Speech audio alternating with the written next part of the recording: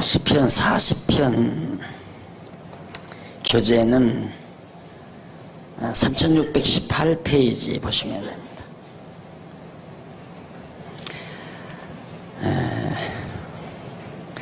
내가 여호와를 기다리고 기다렸더니 귀를 기울이사 나의 부르짖음을 들으셨도다.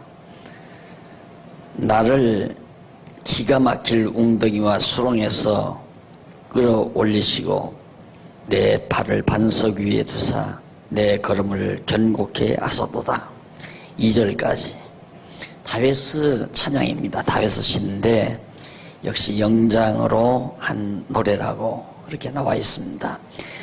이 40편은 다윗이 지휘자를 따라서 부른 노래로서 원수들에 의해 심한 고통을 겪고 있던 시기에 부르는 것으로 그렇게 짐작이 되죠. 물론 다윗의 그 어려움은 우리들이 익히 다 잘 알고 있습니다. 그런 어려움 속에서 구출됐을 때의 그 기쁨과 감사를 하나님 앞에 기도하며 노래하는 내용인데, 이제 40편 1절로 10절까지는 간구를 듣고 구원하신 많은 기적과 기쁜 소식을 선포하는, 그렇게 찬양을 통해서 전하는 거죠. 하나님의 영광을. 그러니까 과거에 보면 외정시대에 나라의 운명을 애기들 노래를 통해서 이제 그 국민들에게 계몽하고 전하는 그런 방법처럼 구약의 성도들은 찬양을 통해서 하나님의 영광을 선포하는 그런 내용이라는 것을 알 수 있습니다. 우선 1절로 4절에 보면 3619페이지 중간쯤 보면 1절로 4절 여호와께서 자기 간구를 들으시고 구원하심을 노래하죠. 늘 거듭 얘기하지만 간구했기 때문에 들어주셨다. 간구했기 때문에 구원해 주셨다. 이 말은 불완전한 말이다. 그러니까 온전치 못한 말이다. 근원을 빼고 하는 말, 전제하는 말입니다. 그러니까 하나님께서 언약하신 대로 간구함으로 구원해 주셨다. 하나님께서 구원해 주실 것을 언약하셨기 때문에 구원해 달라고 간구한 것에 따라서 하나님이 구원해 주셨다. 이렇게 언제나 전제를 하고 내용을 우리가 이해를 해야 합니다. 그 다음 5절로 8절에 보면 밑에 여호와의 행하신 기적과 생각이 많다고 하며 그 뜻 행하기를 즐기신다고 그렇게 노래합니다. 5절 한번 보실래요?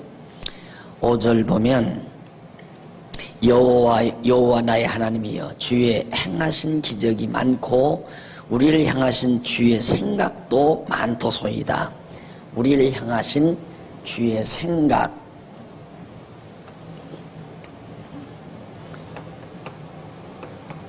생각 뜻, 로고스라고 그랬죠. 로고스,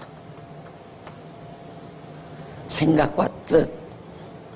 그러니까 다윗과 이스라엘 백성을 향한 하나님의 생각이 참 많아요. 그 생각이 뭐냐면 바로 뜻이죠. 하나님의 계획, 작정. 그래서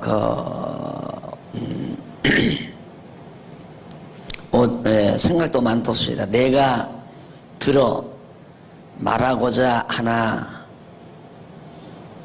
주의 앞에 베풀 수도 있고 없고 그 수를 셀 수 없나이다. 하나님께서 다윗과 이스라엘 백성을 향한 뜻, 생각들이 너무 많아서 다 그걸 말할 수도 없고 베풀 수도 없고 어떻게 나열할 수가 없다.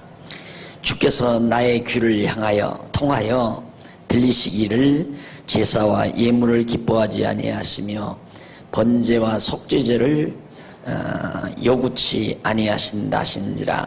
그때 내가 말하기를 내가 왔나이다. 나를 가리켜 기록한 것이 두루마리 책에 있나이다. 나의 하나님이여 내가 주의 뜻 행하기를 즐기오니 주의 법이 나의 심중에 있나이다 하였나이다. 주의 뜻, 그리고 법이라고 나오죠. 법. 주의 뜻과 법 같은 말이에요. 주의 뜻, 생각, 이거 다 같은 개념에서 나오는 얘기입니다. 이게 법, 오늘날 국회에서 법을 만든다고 그러죠. 건방진 거죠. 그건 상대적인 법이에요. 인간 사회에서.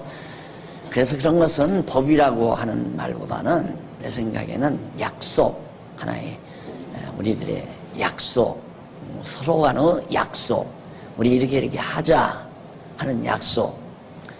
그러니까 약속을 일방적으로 강한 자가 만들어 놓고 약속이라고 말하면 안 되죠. 약속은 반드시 상대 간에 상대와의 의견이 일치돼야 돼요. 그러니까 세상에서 이 소위 이제 민주주의, 수가 많으면 수가 많은 대로 결정한다. 그럼 10명이서 이제 약속을 합니다. 10명이 약속을 하는데 6명은 레스토랑에서 만나자고 그래요. 그런데 6명은 고급 음식점에서 만나자고 그래요. 그런데 4명은 그러지 말고 레스토랑에서 만나자. 그런데 결정을 하니까 6명이 많으니까 고급 음식점으로 정해져 버렸어요. 그러면 가서 음식값을 부담하는데 경제력이 약한 사람은 레스토랑에 만나서 커피숍에서 만나서 그냥 커피 한잔 하자. 경제력 때문에. 근데 돈 많은 사람들이 우리 고급 음식점에서 점심 먹으면서 만났으면 좋겠다 해서 6명이 정했다 해요. 그러면 항상 약자는 부담스러운 거죠. 안 따라갈 수도 없고. 그러니까 그럴 경우 서로 양보를 해서 그러지 말고 고급 음식점도 하지 말고 커피는 어차피 자판기 먹으면 되는 거니까 우리 값싼 음식점에서 같이 만나서 음식도 먹고 커피도 먹자. 이렇게 해서 그냥 한 5,000원짜리, 7,000원짜리 그냥 대중음식점에서 만나도록 그렇게 합의를 하면 좋다 하고 만장일치가 될 수 있다는 얘기죠. 민주주의란 그렇게 하라는 겁니다. 숫자가 많으면 무조건 밀고 나가는 게 아니고. 법이라는 말, 이거 절대 인간 사회에서는 쓰면 안 돼요. 인간 사회는 법이 없어요. 약속 하나에. 이 법이란 뭐냐면 이 물숫자거든요. 삼수, 물 흐르는 대로 간다. 그냥 아주 유유히 흘러가야 돼요. 그냥 아무 거침없이. 이게 법이에요. 하나님의 뜻이 이렇게 정해진 거예요. 이렇게 해서 하나님의 뜻은 아무 거침없이 술술 흘러가게 돼 있어요. 하나님의 생각, 하나님의 뜻, 하나님의 생각대로 모든 일을 해 가시는 거니까 그걸 법이라고 해요. 그걸 또 말씀이라고 그러죠. 그러니까 말씀이라고 하고, 말씀. 굉장한 거 배웁니다, 여러분. 말씀, 법, 뜻, 생각, 계획, 작정, 하나님의 작정, 이거 다 같은 맥락에서 이거 전부 하나의 개념이에요. 하나님의 영원하신 작정, 그것만이 법이에요. 아니, 그건 아주 술술 흘러가요. 그러나 인간들이, 강자들이 만들어 놓은 하나의 규칙을 법이니까 지켜라 하면 약자들은 더 힘들죠. 안 그래요? 안 그래요? 그러니까 이게 약속이 돼야 돼요, 약속. 서로 원만한 약속. 그래서 이 인간 사회에서의, 그러니까 교회도, 교회 헌법이잖아요. 교회 헌법. 헌법이라고 하는 것도 성도들 간의 약속이죠. 또 교회 내에 정관, 우리 장안중앙교회 정관이 있죠. 이거 해마다 고치잖아요. 해마다 왜 고칩니까? 서로 좋은 대로 하려니까. 모든 성도들이 합리적인 생각을 통해서 이렇게 하면 나도 따르겠다. 이렇게 하면 좋겠다. 지난 한 해 이렇게 살아보니까 이건 너무 힘이 들더라. 그러니까 이건 고치자. 이렇게 해서 자꾸 해마다 건의를 해서 이렇게 고쳐나가는 거죠. 규칙이나 정관이나 헌법, 이런 것들이 다 가변적입니다. 인간 사회의 법이라고 하는 거예요. 그러나 하나님의 법, 이것은 절대적인 거예요. 영원히 변함이 없어요. 한 번 하나님이 정해놓으시면 그대로 하나님이 섭리해 가시는 것, 그걸 법이라고 말할 수 있습니다. 그래서 법과 말씀, 계획, 작전, 뜻 이런 것들은 모두가 다 같은 맥락에서 이해될 수 있는 용어들이다.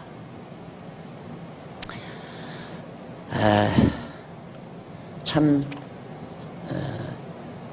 벌써 여러분들 벌써 머리 회전되시는 분들은 벌써 기독교 법률학 당장 나왔잖아요. 이걸 이제 쫙 학문적으로 정리하면 법률학이 돼요. 기독교 법률학이. 그러니까 우리 성경신학적 그 원리에 있어서 안 나오는 학문이 없어요. 기독교 경제학, 기독교 문학, 기독교 법률학, 기독교 정치학 다 나오죠. 무엇이든지 학문 다 빼낼 수 있어요. 내가 한 200년만 산다면 거의 다 한 번 다 해놓고 가겠는데 하나님이 다 200년 안 살릴 거예요. 그거 하면은 내가 일일이 다 일반 학문 또 다 해야 돼요. 일반 학문에 가서 정치학 전공한 다음에 그 정치학의 모순을 찾고 이제 예를 들어서 법률학을 했다. 법률학을 해보니까 지금 내가 말한 대로 그런 모순이 어디 있어요? 강자들이 만들어 놓고 또 자기들이 만들어 놓고 자기들이 편리한 대로 만들어 놓고 약자들대로 따라오라는 것은 폭력이죠. 그건 폭력 아니에요? 그러니까 그런 모순을 찾아서 기독교 법률학을 정리해 나가므로 정말 얼마나 이 기독교 진리가 우월한가를 만방에 펼칠 수 있는 이런 일들을 이제 우리 동료 목사님들, 후배 목사님들이 하나하나 맡아서 해갔으면 하는 바람에서 지금 자꾸 진행해가는 것이 로고스 신학연구원이라는 연구원 기능입니다. 그건 무슨 누구를 가리킨다기보다도 하나의 이 로고스 신학, 성경 신학에 의한 모든 각종 학문들을 총 집약해서 정리하는 그런 기관, 학문 정리라고 그렇게 생각을 하시면 될 겁니다. 여러분들도 이제 성도대학을 나오면 그 다음 신학원에서 할 사람 하겠죠. 신학원 공부하고 나면 그 다음 졸업하고 나면 이제 신학연구원에서 연구할 수 있어요. 평생 죽는 날까지. 예를 들면 기독교 주부학, 여러분들이 주부들이 많으니까 기독교 주부학, 뭐 또 기독교 결혼관, 뭐 이런 등등의 아주 세밀한 부분의 학문들을 얼마든지 만들어낼 수 있고 명쾌하게 그렇게 정리할 수 있는 그런 저력을 우리 성경신학은 가지고 있어요. 자, 그래서 우리가 계속해서 하나님의 뜻이 역사상에 아주 물 흐르듯이 쭉 흘러간다. 그걸 법이라고 말하는데 이렇게 흘러가도록 정해놓으신 뜻을 로고스라고 하고 말씀이라고 하고 그것이 하나님의 생각이고 그것이 하나님의 계획과 작정된 섭리였다 하는 그런 의미에서 하나의 개념으로 이해된다 하는 얘기입니다. 자, 그래서 그 다윗이 이제 바로 그 말이죠. 아주 셀 수도 없이 많은 하나님의 그 뜻, 그 주의 법이 나의 심중에 있나이다 하였나이다. 내가 대회 중에서 의의 기쁜 소식을 전하였나이다. 여호와여, 내가 내 입술을 닫지 아니할 줄을 주께서 아시나이다. 이걸 알고 이 하나님의 정하신 뜻, 하나님의 법, 하나님의 말씀, 계획을 알고 그 수많은 계획, 다윗을 위해서 준비해 놓은, 이스라엘 민족을 위해서 준비해 놓은 많은 수많은 일들을 내가 입 다물지 않고 다 말하겠다 이거예요. 내가 입을 다물 수가, 너무너무 신묘막측하니까 다물 수가 없잖아요. 그 얘기입니다. 그러면서 이랬잖아요. 여호와여, 내가 내 입술을 닫지 아니할 줄 주께서 아시나이다. 내가 주의 의를, 주의 의, 이것도 주의 의, 법대로 행하는 것이 의로운 거죠. 법대로 행하는 것이, 법을 범하는 것이 불법이고 불의고, 그것이 의라는 말도, 이런 의도 일반 철학에서 해석이 안 돼요. 여러분, 의란 뭔가? 옳은 것, 옳은 것이 뭐냐? 정확한 해답이 없어요. 많은 이론들이 나오죠. 어떤 철학자는 무엇이라고 그러고 어떤 철학자는 뭐라고 그러고 의의 올바른 개념조차 나올 수가 없죠. 왜? 상대적이기 때문에 이 사람은 이것이 옳다고 하고 저 사람은 저것이 옳다고 그러고 그렇게 힘센 사람이 세상은 이기게 돼 있어요. 그러니까 내가 옳다는데 네가 왜 반대해? 이거거든요. 너 왜 나 반대해? 그러면 너 죽어. 갖다가 가두고 때리고 고문하고 그러면 이기는 거 아니에요? 그게 의라 이거예요. 정의. 그러니까 말만 정의하지 이 정의. 이 정의란 말을 쓰지 세상에 무슨 놈의 정의가 있어요. 하나님의 말씀 밖에는 정의가 없어요. 왜 그것이 옳은 것이냐? 하나님의 정하신 뜻이기 때문에 그게 옳은 거예요. 절대적인 의죠. 그건 절대적이에요. 누구도 그걸 거역할 수 없고 그걸 바꾸지 않는 옳은 올바른 뜻, 하나님의 정하신 뜻, 그것이 가장 옳은 것이다. 절대적인 의다. 다 같은 개념 아니에요?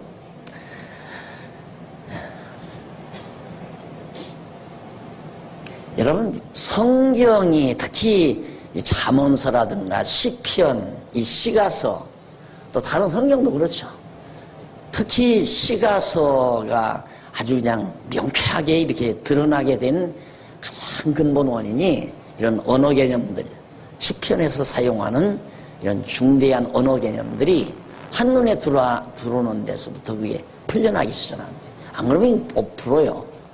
시편 전부 도덕적으로, 잠언서 도덕적으로, 이제 잠언 우리 공부하겠죠? 도덕 윤리적으로.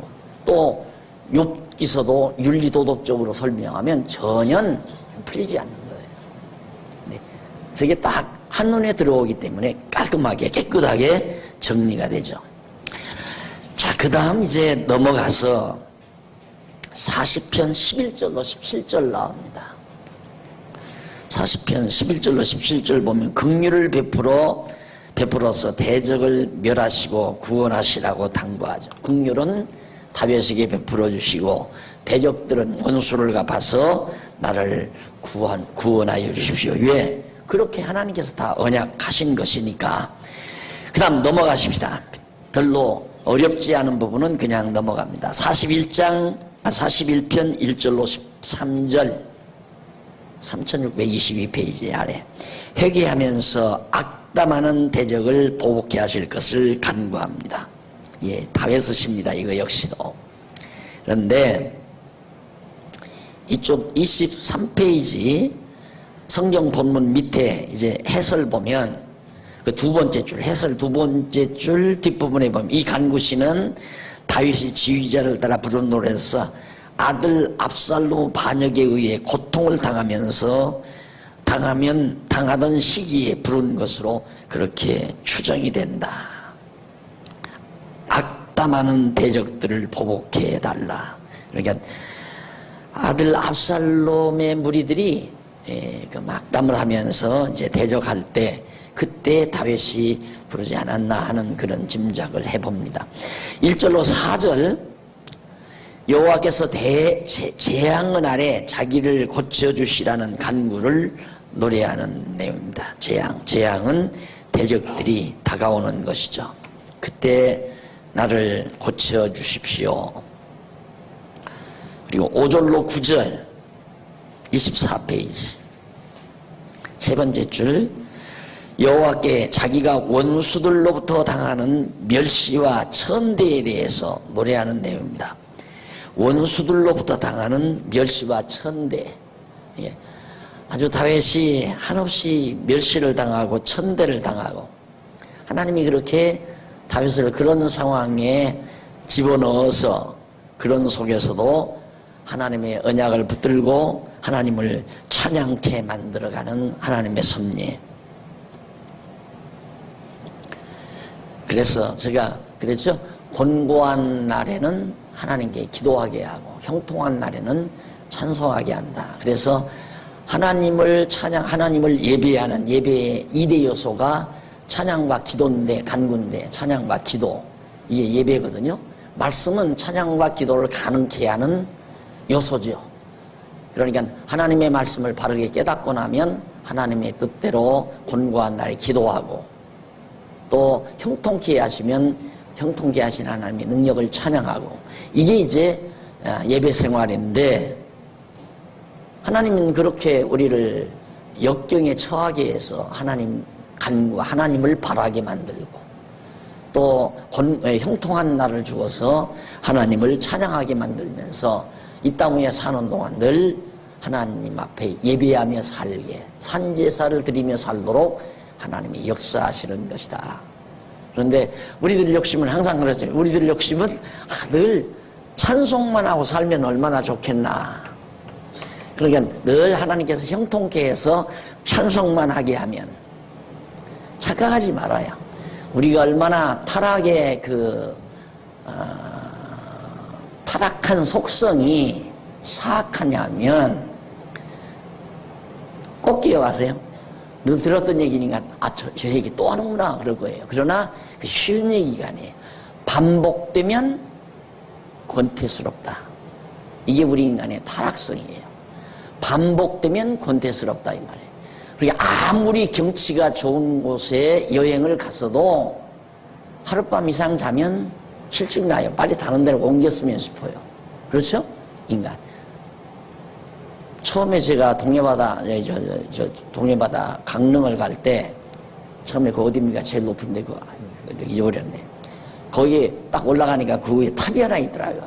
거기 탑에 딱 올라가서 보니까 막 쫙 내려다 보이는데, 와! 그랬어요. 와는 자리야 한 3, 4초. 그 다음에 와 소리가 안 나와요. 하나님이 형통함을 어제도 주고 오늘도 주고 지난해도 주고 금년에도 형통함을 주면 당연한 것으로 알아요. 당연한. 그건 그 당연한 거, 당연하다 이렇게 생각한 게 이제 나중에는 권태로 나. 권태스러워요. 그러니까 영국 속담에 그런다고 그러죠. 뭐 하려면 뭐 결혼을 하고, 뭐 하려면 집을 사고, 뭐 하려면 뭐 하라 이런 얘기. 그러니까 결혼하면 잠깐은 행복한데 그 다음 또 권태스럽고, 새 집을 사서 이사하면 한 1년은 행복하대요. 뭐 집을 짓고 이사하면. 마찬가지예요. 인간의 속성입니다. 타락한 속성. 그러면 어떻게 하면 그렇게 안 되는가? 타락한 속성, 육체의 소욕이, 예를 들어서 아직도 100%를 가지고 있는 사람은, 전혀 성령의 소욕이 없는 사람은 물어볼 거 없어요. 형통하면 그것이 반복되면 빨리 권태가 와요. 그러니까 늘 바꿔요. 늘 바꿔야 돼요. 새로운 걸 추구해야 돼요. 그런데 육체의 소욕이 50%가 경감됐다, 죽었다, 그리고 나머지 50%가 남았다. 그러면 100% 있는 사람보다 반이 권태가 늦어요. 100% 있는 사람이 1년 가서 권태가 온다면 50% 있는 사람은 그보다 더 한 2년 가면 권태가 온다. 이런 하나의 속도로 비례할 수 있다 이 말입니다. 그러니까 얼마나 내가 육체의 소욕을 죽이느냐에 따라서 아무리 반복이 돼도 권태가 없죠. 예, 내 삶에 권태스러움이 없다는 것은 그만큼 하나님의 은혜에 대한 감동이 지금도 지속되고 있다는 얘기입니다. 행복한 사람이죠. 복된 사람이고. 그런데 그러지 아니하면 반드시 반복이 되면 권태가 오게 되어 있어요. 당연하다고 생각하고. 그래서 하나님께서는 이런 형통함을 반복해서 안 주고 권고함을 주는 거예요. 권고함을 주었다가 형통함을 줘야 그런다 이 말이에요. 네, 권고함을 줬다가 형통함을 줘야. 그래서 권고함 줬다가 형통함 주고, 권고함을 줬다가 형통함 주고, 그러면서 이제 우리의 육체의 소욕을 하나하나 제거시켜가는 거죠. 자, 그 다음 이제 넘어가서 41편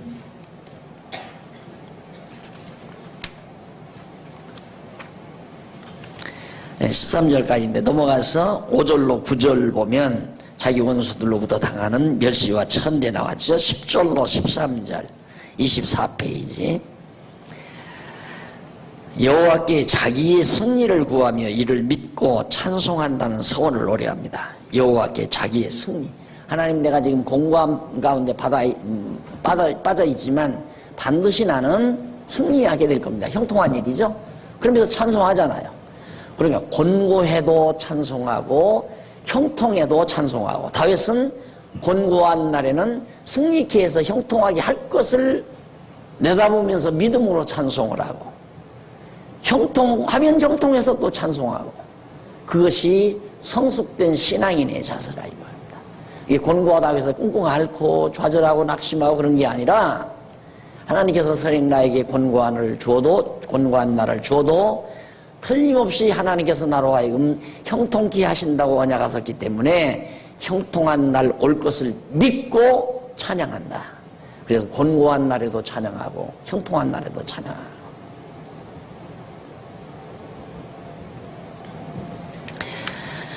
자, 이래서 우리는 지금까지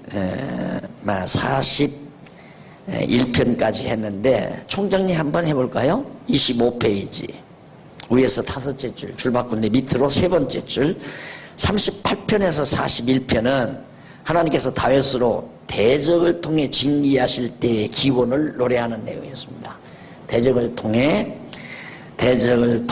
징계하실 때 하나님께 나는 기원, 하나님께 간구하고 기도하겠습니다라고 노래하며 찬송하는 내용이죠. 그리고는 이제 제일 밑에 보세요. 3편에서부터 41편. 그러니까 1편과 2편은 언약시라고 그랬죠. 그리고 이제 3편에서부터 41편이 하나님께서 다윗으로 대적을 멸망시켜 주시라는 기원을 노래하도록 섭리하시는 내용입니다. 하나님, 대적들을 멸망시켜 주십시오. 왜? 언약시에서 1편과 2편에서 대적을 멸해 주신다고 언약했기 때문에 바로 3편에서 41편까지는 언약대로 대적을 멸망시켜 주십시오. 바로 그런 내용이거든요. 그 다음 이제 42편서부터 공부할 거 아닙니까? 그게 10편이 간단하죠. 1편과 2편, 1편에서 2편 언약, 그리고 3편에서부터 41편 간구. 대적 멸망시켜준다고 언약했으니까 대적 멸망시켜 주십시오 하며 간구하는 찬양시가 나와 있다. 시편은 어려운 게 아니다. 문제는 어려운 건 이런 게 어려운 거죠. 이런 거, 이 단어를 이해하기. 이런 개념은 맨날 이렇게 성경을 다시 번역하고 난리를 쳐도 성경 전체의 인식에 대한, 성경 전체에 대한 구조적인 인식이 불가능하면 용어 선택을 정확하게 할 수 없어요. 그러니까 다시 번역해도 별 볼 일은 없는데, 그래도 이 바른 성경이 쉽게 번역을 했잖아요. 쉽게. 이 성경에도 바르게 되지 못한 부분이 참 많습니다. 정말 욕심 같아서는 다시 한번 좀 지금 생각하면 히브리어 헬라어를 더 능통하게 좀 해가지고 한번 단독적으로 한번 번역하고 싶은 그런 생각이 다 있어요. 그래서 중요한 부분은 이 노트에 여러분들이 보시다 보면, 이 책에 보면 어떤 문장들을, 중요한 문장들은 제가 다시 번역한 부분이 있죠. 그런 것들은 매우 중요하기 때문에 제가 일일이 다시 번역을 해서 그렇게 해놨습니다. 여러분들이 참고해서 보면 이해하는데, 성경을 이해하는 데는 크게 정말 어려움이 없을 정도만큼은 지금 강론집에서 거의 다 밝혔다고 생각하시면 됩니다. 이런 게 어려운 거예요. 이런 것을 어떻게 작정과 의가 또 말씀과 생각, 뜻, 이게 거리가 먼 것 같았는데 여러분들이 저렇게 해놓고 가만히 보니까 맞구나, 그렇겠다, 이렇게 되잖아요. 저게 안 보이면 안 된다니, 저런 것들이. 이게 굉장히 중요한 부분입니다, 지금. 자, 그러면 41편까지 했는데 이제 두 번째로 작은 가로 없는 2번 나오죠. 가로 없는 1번은 앞에서 지금 3편에서부터 41편까지 대적을 멸하시라는 기원지, 대적 멸해 주십시오. 그거였단 말입니다. 그러니까 바로 그 위에 그게 나오잖아요. 바로 보면 그 택자 구원 기원시 제목 우쪽으로 네 번째 줄 뒷부분에 보면 이러한 목적에 따라 여호와께서는 다윗으로 대적의 멸망에 대한 기원을 노래하도록 섭리하시고, 그러니까 이 3편에서 41편까지 대적의 멸망에 대한 기원을 노래하도록 했다. 그리고 이제부터는 언약자손으로 택자의 구원에 대한 기원을 노래하도록 하시는 섭리를 계속하신다. 지금 이제부터는 42편에서부터 72편까지는 택자의 구원에 대한 기원을 노래하도록 하나님께서 섭리하시는 내용이다. 그 말이에요. 자, 그러면 대략 상당히 기니까 42편에서 72편까지를 정리해보면 이쪽 27페이지 두 번째 줄 앞부분 보세요. 그 내용 가운데 42편에서 50편은 고라 자손과 아삽이 버림을 당하는 가운데서 기원을 노래하고 내용이고, 51편에서 68편은 다윗이 죄악 가운데서 기원을 노래하는 내용이고, 그 다음 69편에서 72편은 다윗과 솔로몬이 고난 가운데서 기원을 노래하는 내용이다.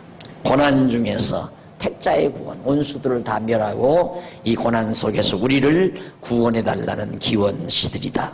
쉽죠? 어려움이 별로 없습니다. 그럼 먼저 어떤 상태에서 구원해달라는 건가? 42편에서 50편 나와요. 42편에서 50편까지 거기 보면 버림 중에서의 기원시, 아까 앞에서 말했죠. 제일 위에서 두 번째 줄 보세요. 고라 자손과 아삽이 버림을 당하는 가운데서 기원했다. 그런 게 버림 중에서의 기원시. 하나님께서 아주 버리지는 않죠. 버리기는 버려요. 버리는데 아주 버리지는 않는다. 그러니까 하나님이 그렇게 버리셨을 때, 곤곡해 하셨을 때 그 말이에요. 그러니까 이렇게 버림받아 곤고한 날이 왔는데도 하나님이 언약이 있기 때문에, 이 언약, 하나님께서 대적을 멸해서 구원해 주신다는 언약이 있기 때문에 비록 내가 버림당하는 공고한 가운데 있지만은 반드시 나를 구원해서 형통케 하신다는 사실을 믿고 찬송을 부른다고 그랬습니다. 그러니까 지금 찬송 부르잖아요. 이스라엘 백성들이 고라 자손과 이 성가 찬양 지휘자도 거기 있거든요. 고라 자손과 아삽은 찬양 지휘자였어요. 이런 사람들이 버림을 당하는 가운데서 하나님께서 우리를 버렸으니까 우리를 구원해 달라는 그런 기원시. 그 가운데서 두 번째 줄, 아래로 두 번째 줄 뒷부분 보세요. 그 내용 가운데 42편, 44편은 찬양과 감사에 대한 서원과 구원에 대한 간구지요. 찬양과 감사에 대한 서원. 내가 찬송하고 감사하겠습니다. 구원해 주십시오. 그 말이죠. 그 다음 45편에서 50편. 여호와께 대한 찬송과 백성에 대한 교훈. 하나님 앞에 구원해 주실 것을 찬송하고 백성들에 대해서 교훈하는 그런 내용이. 왜? 다윗과 솔로몬은 왕 아니에요. 백성을 가르쳐야 되잖아요. 넘어갑니다. 넘어가서 양쪽 가로 1번 서원과 간구시 42편에서 44편 가운데서 서원과 간구시가 나옵니다. 자, 하나하나 정리해 가봅시다. 42편 1절로 5절 29페이지 고라 자손의 맞서길 영장으로 한 노래라고 그렇게 나오죠. 그런데 레위 지파에 속하는 제사장, 그 해설 두 번째 줄 뒷부분에 보면 42편은 레위 지파에 속하는 고라 자손이 지휘자를 따라 부른 노래로서, 지휘자를 따라 고라 자손이 이건 찬양례예요. 쉽게 말하면, 지금으로 말하면 아삽은 지휘자고, 그래서 고라 자손이 지휘자를 따라 부른 노래로서 고라 자손 중에 한 사람이 여호와의 전을 멀리 떠나 살면서 지난날 여호와의 전에서 봉사하던 시절을 그리워하며 부른 노래입니다. 그러니까 고라 자손이 정말 여호와의 전에서 제사 드릴 때 막 찬송하고 그렇게 살았는데, 나라가 어렵게 되자 이제 이 고라 자손이 어디로 피해 갔나 봐요. 피해 가서 이렇게 시간을 보내면서 그 옛날 성전에서 찬양하면서 하나님을 찬양하면서 제사하던 그 시절이 한없이 그리운 거예요. 그것을 그리워하면서 그렇게 부른 노래인데, 고라 자손은 여호와의 전 입구를 지키는 문지기며 찬양대원이었습니다. 문도 지키고 찬양대하고 고라 자손들이. 그러니까 성전의 봉사가 그렇게 좋고 즐거웠는데 그날을 그리워하면서 불렀다. 한번 조금 읽어볼까요? 1절, 2절, 1절로 2절에 보면 고라 자손의 영혼이 하나님을 갈망하며 하나님 앞에 나아가 뵙기 바라는 소원을 노래하는 내용입니다. 1절, 하나님이여 사슴이 시냇물을 찾기에 갈급함같이 내 영혼이 주를 찾기에 갈급하나이다. 자, 지방에 가면요, 엊그저께도 지방교회 사경에 잠깐 다녀왔는데, 지방에 가면 정말 장안중앙교회에서 신앙생활하는 분들은 얼마나 좋을까, 이런 생각을 참 많이 해요. 그러니까 지금 뭐 멀리서도 여기까지 오잖아요. 멀리서도. 대전에서도 들어오잖아요. 대전에도 있고 청주장로교도 있고 중부장로교도 있는데 기어코 여기까지 오는 거야. 근데 우리는 그 갈망함이 없죠. 그냥 뭐 당연한 거지 뭐. 그러니까 교회 다니는 게 권태스러울 수도 있고, 하루쯤 빠지면 어때? 이런 생각이 들 수도 있고. 그러니까 그렇게 교회, 여기가 이제 구약시대 성전과 같은 건 아니지만 그리스도 안에서 한 지체된 성도들을 함께 만나 마음과 뜻을 같이 해서 진리와 함께 기쁨을 같이 나누고, 그리고 여호와의 성호를 같이 찬양한다는 건 참 즐거운 일 아니에요. 즐거운 일인데, 그런 일이 그냥 당연스럽게 받아들여지면 이런 게 오는 거죠. 그렇게 되면 하나님께서 당연히 이제 교회를 나올 수 없는 어떤 처지에 딱, 그래서 내가 정말 주일날 일하는 직장 가지 아니하면 생계의 위협을 느낄 정도로 어려움을 하나님이 만약에 주신다. 그러면 주일날 일하러 가서도 전에 주일날에 가서 좋은 그리스도 안에서의 형제들을 만나서 담소하고 같이 진리와 함께 기쁨을 나누고, 그리고 높으신 성호를 함께 찬양하며 살던 그 시간이 늘 그립고 늘 소망하고. 예, 여러분 여기 안 나오셨죠? 여기 지금 안 계신 분인데 미국에 가서 몇 달 있다 오더니만 얼마나 교회를 아끼고 사랑하는지 몰라요. 미국에서 몇 달 있는 동안에 장안중앙교회가 있다는 게 너무너무 귀하게 생각된 거예요. 그러니까 뭐 오시면 뭐 굳은 일 좋은 일 할 것 없이 여기 와 계시기만 하면 뭔 일이 된다 합니다. 막 더러운 쓰레기도 다 갖다 치우고, 시간만 있으면.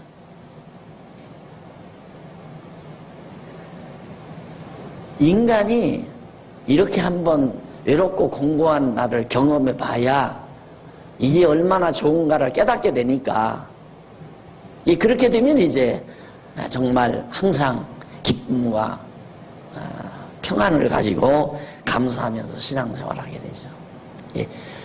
우리 신앙인들이 가장 고약스러운 것, 심리적으로 고약스러운 외로움과 권태입니다. 그건 있으면 안 돼요.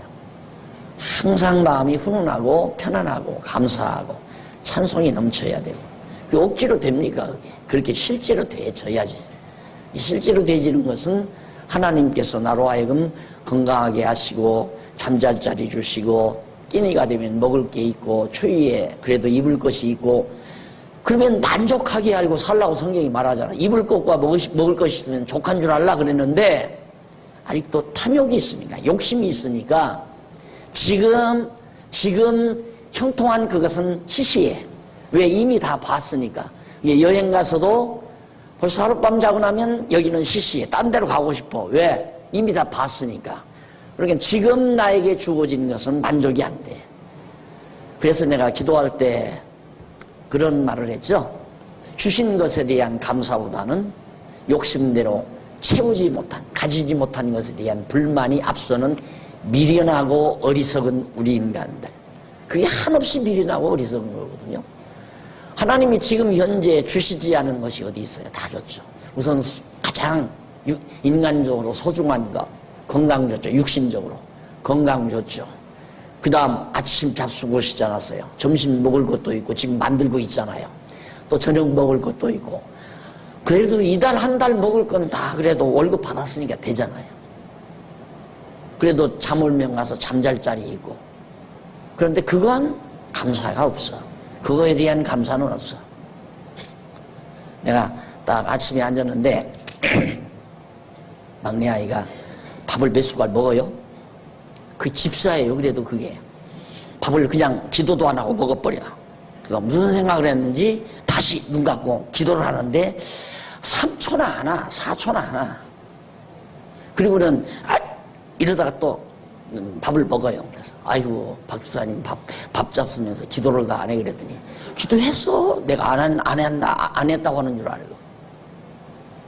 예, 밥을 딱 받으면 우선 감사하다는 마음부터 들어가야 되잖아요. 당연해. 아침 밑에서 아침 냈으니까 밤 담는 거 당연하잖아요. 그러니까 에휴 짜증스러운 거야. 뭐 새로운 맛 나는 좋은 반찬 없나 이런 생각.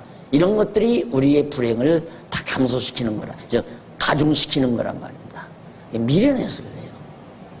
하나님이 나에게 주신 거에 대한 감사보다는 욕심을 채우지 못한, 욕심대로 가지지 못한 그런 것에 대한 불만이 앞서버리니까 기쁨이 없죠. 감사도 없고 평안도 없고 늘 불만이고 짜증이고 권태스럽고. 그래서 지금 이 갈급함, 얼마나 하나님의 성전에서 봉사하며 살던 그 시절이 어떻게 사슴이 시냇물을 찾기에 갈급함같이 목마른 사슴이 목이 말라서 막 산을 넘고 들을 넘고 그러면서 골짜기를 찾아가잖아요. 물을 찾아서. 그러듯이 내 심령이 그렇게 갈급합니다. 참 묘사 잘했죠. 내 영혼이 하나님 곧 생존하시는 하나님을 갈망하나니 내가 어느 때에 나가서 하나님 앞에 배울고 언제 성전에 나가서 하나님께 찬양하고 봉사할 수 있을까?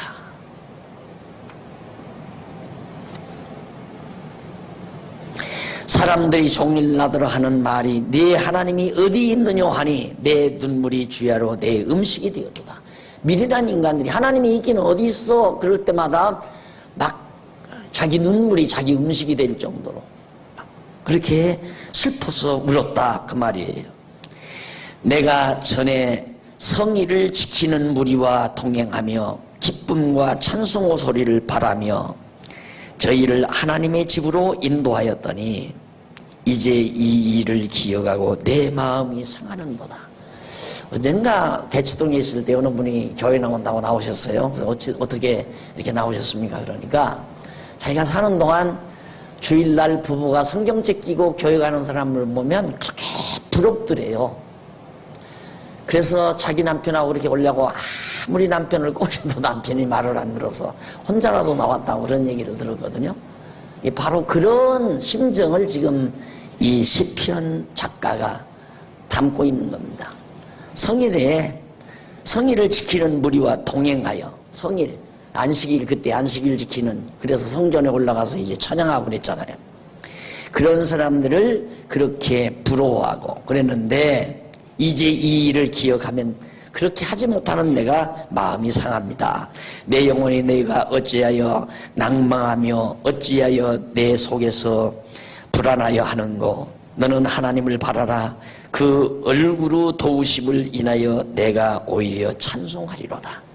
너 왜 그 자꾸 과거 추억만 하면서 낙심하느냐. 그러지 말고 하나님을 계속해서 바라라. 그러면서 마지막 긍정적으로 시가 끝나죠. 하나님을 바라라. 그 얼굴의 도우심을 인하여 하나님께서 너를 인자와 자비로 너를 도와주심을 인하여 내가 오히려 슬퍼하는 게 아니라 찬송하리로다 이 말이에요. 비록 지금 내가 성전에 나가서 봉사하지 못하고 찬양하지 못한다 할지라도 하나님을 내가 바라보면서 하나님이 나를 도와주신 이 곤고한 날에도 나를 아주 버리지 아니하고 지금 버림을 받았지만은 하나님은 나를 아주 버리지 않았다. 하나님은 나를 긍휼과 자비로 붙들어 주실 것이라고 하는 이 확실한 믿음을 가지고 오히려 슬퍼하는 게 아니라 우는 것이 아니라 찬송하리로다.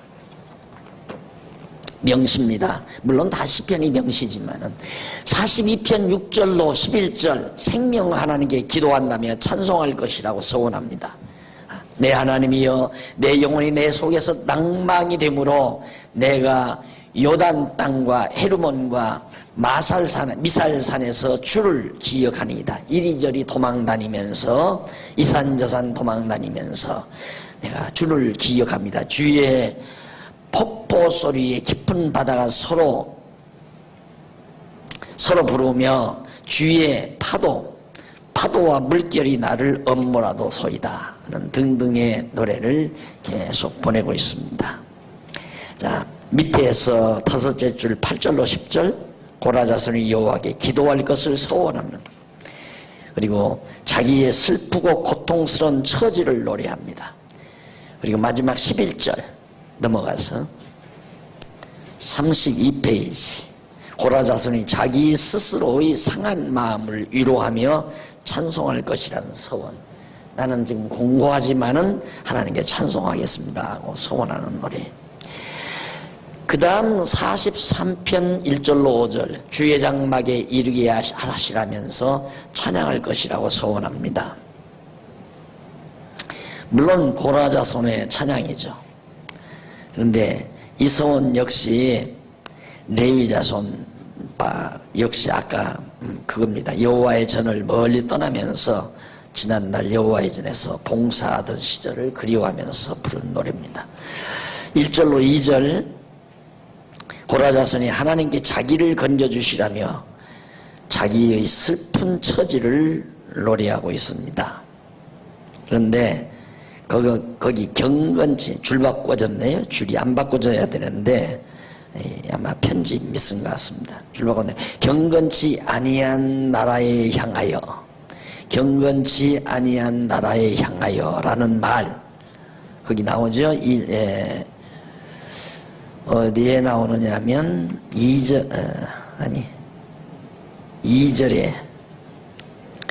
나의 하나님이시여 나를 부려 1절 경건치 아니한 나라에 향하여라는 말 이는 자비가 없는 무리를 향하여 그 말이에요. 자비가 없는 무리 그러니까 포악한 무리를 향하여 하는 말입니다.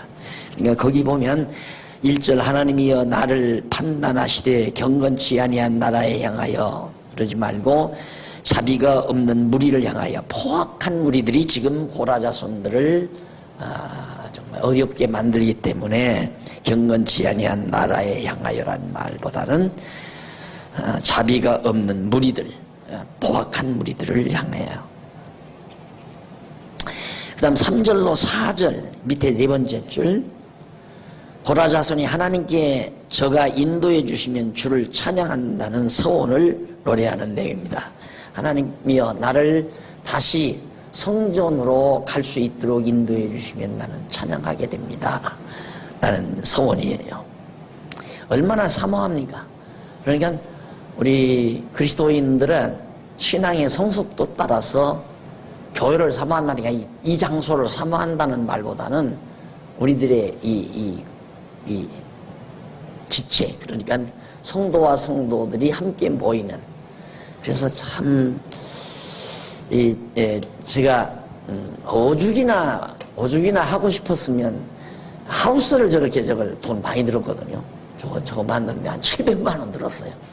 그런데 몇 번 쓰지도 못하고 저에 대해서 가끔은 저거 볼 때마다 내가 성도님들에게 좀 미안한 생각 들죠. 헛돈 썼나 싶어가지고. 근데 재료대니까 재료대하고 노동력이 있으니까 뭐 많은 돈 헛돈은 아닌데 자리가 있으니까. 그렇지만 그래도 막 내부 시설까지 하면 1000여만 원 가까이 낭비된 거란 말입니다. 해든 이유는 정말 속회원들이 와서 뭐 이렇게 공동으로 앉아서 말씀 듣고 그냥 휙 가버리고 이게 교회를 이루는데 이게 불합리하다 이 말입니다. 같은 말씀을 듣고 믿는 것과 아는 것이 같아졌으면 모이기를 힘쓰라는 게 뭡니까? 서로 만나야 된다 이거예요. 서로 자리를 같이 해서 신앙 안에서 담소도 나누고 서로 함께 식사도 하고 차도 마시면서 끈끈하게 그리스도 안에서 친교, 교제, 그걸 사귐이라고 그래요. 사귐.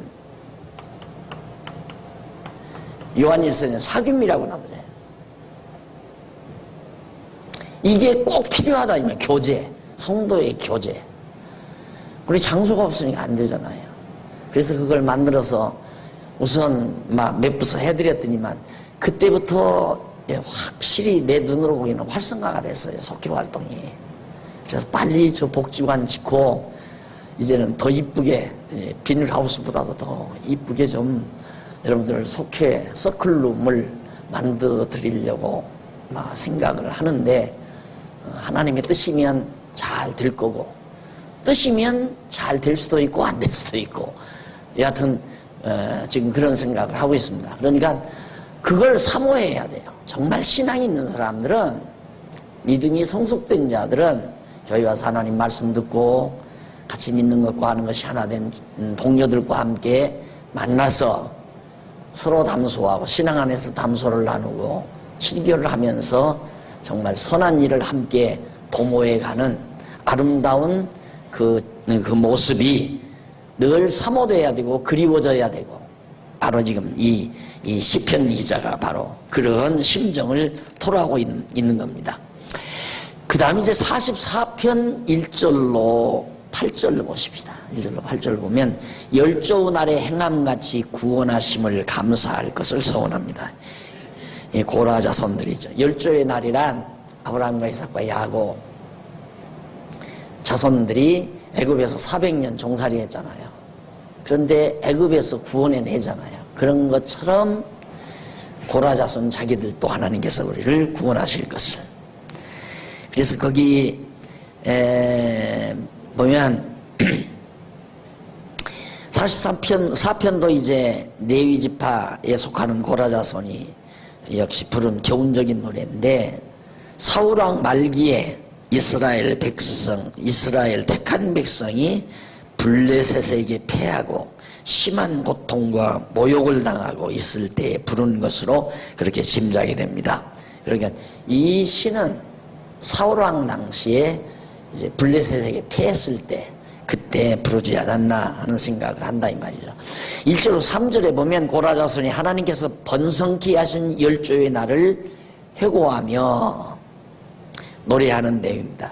과거 애굽 땅에서 이스라엘 백성들이 막 생육하고 번성했잖아요. 그때를 아마 상상하면서 노래를 해요. 그리고 밑에 4절로 8절 하나님께 구원하시기를 간구하면서 감사한다는 서원을 노래합니다. 4절 하나님이여 본문 보세요. 하나님이여 주는 나의 왕이시니 야곱에게 구원을 베푸소서. 우리가 주를 의지하여 우리 대적을 누르고 우리를 치려 일어나는 자를 주의 이름으로 밟으리이다. 나는 내 활을 의지하지 아니할 것이라. 내 칼도 나를 구원치 못하리이다.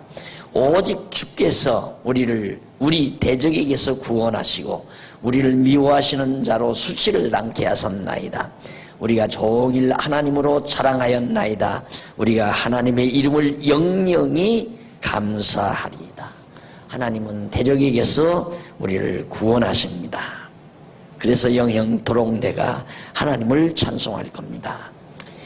44편 9절로 26절 넘어가서 36페이지 밑에 9절로 26절 대적에게 영영히 버리지 마시고 구원하시라고. 그러나 영영히 버리지 말라. 여기에 아주 곤곡히 하는데 아주 영영히 곤고함을 주는 게 아니라 지금 버림 당한 가운데서 지금 구원하시라고 간구하는 시죠. 그러니까 우리를 영영히 버리지 마십시오. 잠시 버리지만은 영영히는 버리지 마십시오. 그 말이죠. 하나님께서 택한 백성들을 그렇게 잠시 대적에게 맡기고, 특히 사사시대 같은 데는 더 그랬잖아요. 예, 사사시대를 보면 우리 인간의 타락성의 고악성, 고약함, 그러니까 인간의 타락성의 고약함을 알아볼 수 있어요. 그 사사시대 한 200~300년 동안 계속 그래요. 하나님께서 사사를 보내서 말씀을 잘 가르쳐가지고 하나님의 뜻을 행하게 할 때는 하나님이 참 형통하게 해요. 늘 형통하게. 그런데 그 형통함에 대한 감사가 없는 거예요. 형통함에 대한 감사가. 그리고는 이제 사사가 죽어버리면 바로 즉시 새로운 걸 찾아요. 왜? 권태스러우니까. 사사시대에 형통하게 하나님 경외하고 살던 그런 삶이 권태스러우니까 안 믿는 사람, 믿지 아니하는 불신자들, 이방민족들이 사는 모습을 보면 그게 더 좋은 것 같다 이 말이죠. 여러분들도 보잖아요. 이렇게 신앙생활을 이렇게 하다가 갑자기 동창들이 불러내가지고 우리 하자 하고 막 동창들이 하루에 보내면서 1차, 2차, 3차 이렇게 가다가 보면 그런 거 보면 야 이게 더 좋은 것 같은 느낌. 그래서 자기도 모르게 스르르 미끄러져 빠져 들어가는 그런 예가 참 많잖아요. 왜? 자기 것에 대한 좋은 감정, 그게 이미 시들어졌기 때문에 그래요. 그것이 몇 번이나 200~300년 동안 13번이나 반복이 되었어요. 이스라엘 백성들이 13번이나. 사사들이 있을 때에는 형통하고 사사들이 죽으면 다시 자기들의 속인에 옳은 대로 행해버리고, 그러다가 이방민족에게 맡겨버리면 아이고 대고 하면서 하나님 앞에 또 하나님이 올 때 너무너무 불쌍하단 말이에요. 이방민족들에게 탁 맡겨버리니까 얼마나 잔인하게 백성들을 괴롭혀요. 그러니까 하나님이 또 긍휼히 여겨서 사사 또 보내요. 그럼 사사가 나와서 이방민족들을 다 쳐서 멸해버리고 백성들을 구원해낼 때, 야 하나님 은혜 감사합니다 하고 백성들이 또 좋아가지고 하나님 경외하 살아요. 사사가 살아있는 동안에는 그렇게 해요. 근데 사사가 또 죽고 나면 금방 또 이방신 섬기고 우상 섬기고. 왜? 이미 그 세대 사람은 죽잖아요. 다음 세대 또 일어나요. 이 교회사를 보아도 꼭 그래요. 교회사를 보아도 하나님의 말씀이 바르게 증거되고 교회가 건전할 때 이단이 안 일어나요. 소위 말해서 신비주의와 같은 그런 잘못된 이단자들이 안 나타난단 말입니다.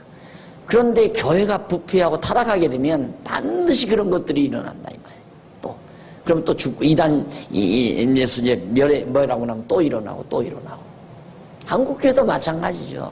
한국교회도 강단에 말씀이 없어져 버리니까 말씀이 없어지고 이러니까 막 이단들이 속출하고 지도자들이 재물에 탐욕이 일어나가지고 교회 재산을 다 포탈하고 이런 장난을 치니까 이단자들이 막 속출해서 교회를 왜? 그런 걸 보고 성도들이 실적을 낸 그런 상황 속에서 마구 와서 성경은 이것이고 얘기를 하니까 막 다 유혹을 받아가지고 한꺼번에 그냥 몇만 명씩 나간다고 그러잖아요. 몇만 명씩. 그러니까 지금 막 비상이 걸린 거죠. 한국교회는. 어쩔 수 없는 거예요. 이건 당할 수밖에 없는 거예요. 이게 꼭 그래요. 언제나. 그래서 업다운. 권고한 날 줬다가 형통한 날 주고, 권고한 날 줬다 형통한 날 주고. 그래서 9절로 12절에서는 자기들을 대적에게 버리신 사실을 노래합니다. 하나님, 우리들을 하나님께서 대적에게 버렸습니다. 그리고 노래를 해요. 그리고 넘어가서 13절로 16절 거기 보면 고라 자손이 주께서 자기들로 열방의 능욕을 당하게 하신 사실, 열방, 이방 민족들로 하여금 온갖 능욕을 다 당하게 하나님이 하셨습니다. 그리고 17절로 22절, 언약 백성은 순결한데도 죽임을 당하게 되었다는 사실을 노래합니다. 그리고 이쪽에 23절로 26절, 39페이지, 죽기에 자기들을 버리지 마시고 구속하시라는 강구를 노래하죠. 이렇게 하나님의 백성을 번곡해 해서 버리셨다가 다시 구원해 주십니다. 이것은 마치 장차 오실 예수 그리스도 메시아가 오셔서 대적에게 버림을 당했다가 이제 구원될 것에 대한 하나의 예표로서의 모형과 그림자적 사건으로서 메시아 보낼 것에 대한 언약시입니다. 앞으로 예수 그리스도 메시아를 보내주겠다고 하는 언약시. 잠깐 차 한잔 드시고 찬송과 교훈시 45편부터